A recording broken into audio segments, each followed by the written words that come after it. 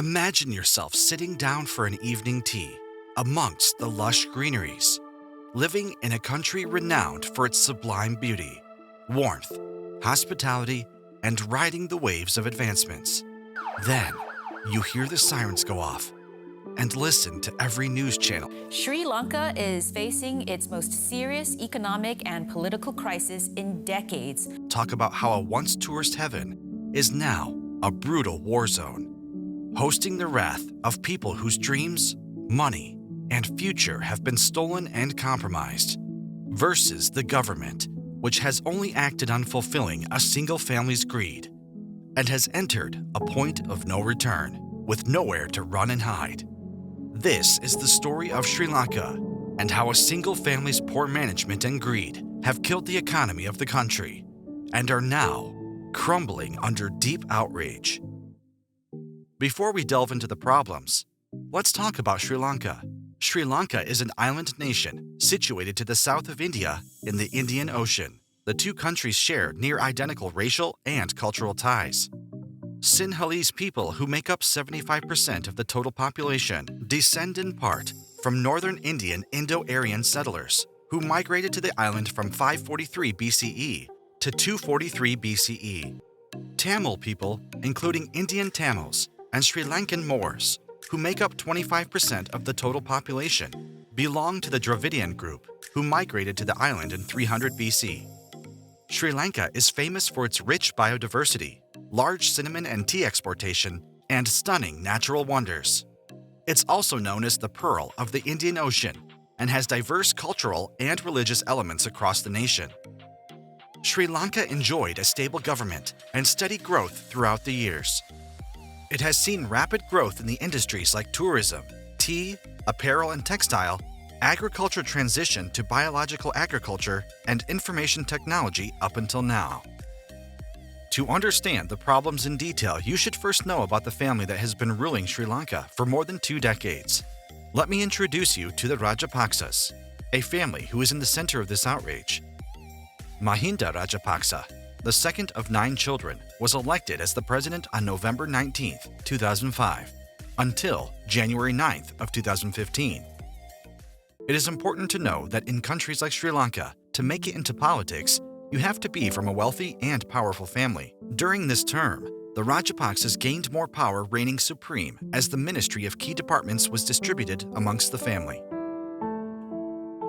His brother, Gotabaya Rajapaksa, now the resigned president of Sri Lanka, as of July 13, 2022, was appointed as the defense minister then.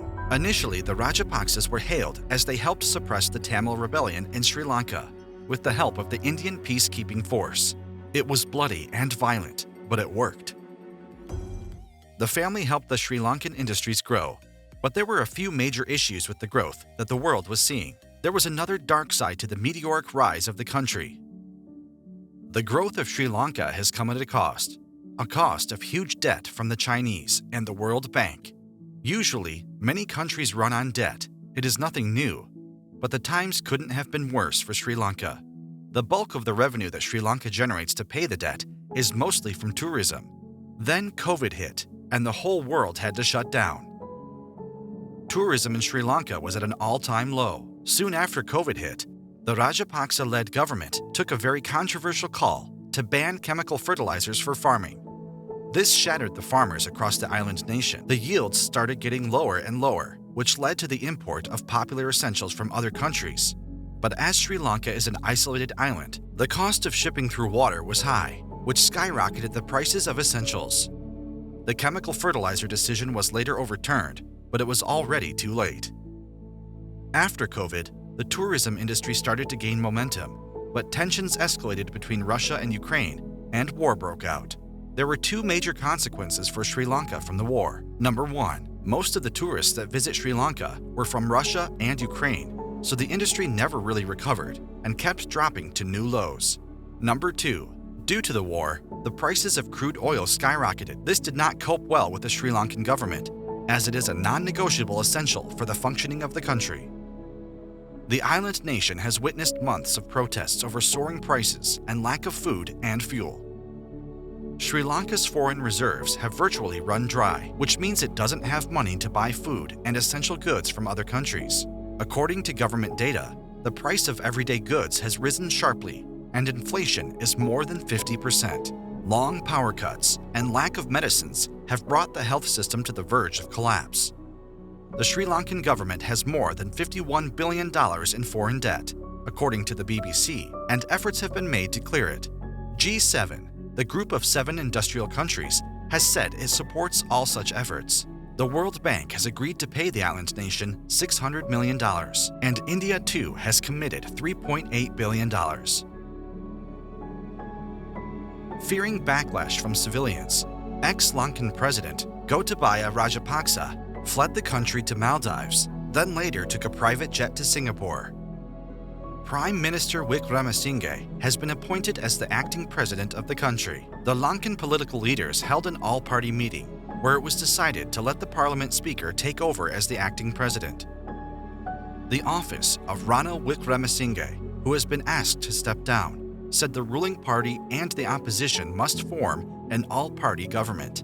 A curfew imposed by Ranil Wickremesinghe over intensifying protests against the government in the state has been lifted. It all began as a snowball effect. Things started to crumble one after the other. A great man once said, "We are not living in fear, but living in faith." If you're watching this from Sri Lanka, please be safe. There is always light after the storm when the dust settles. And if you are from any other part of the world, please keep the mighty Lankan family in your prayers. If you enjoyed this video, please take a moment and hit that like button and subscribe to the channel for more content.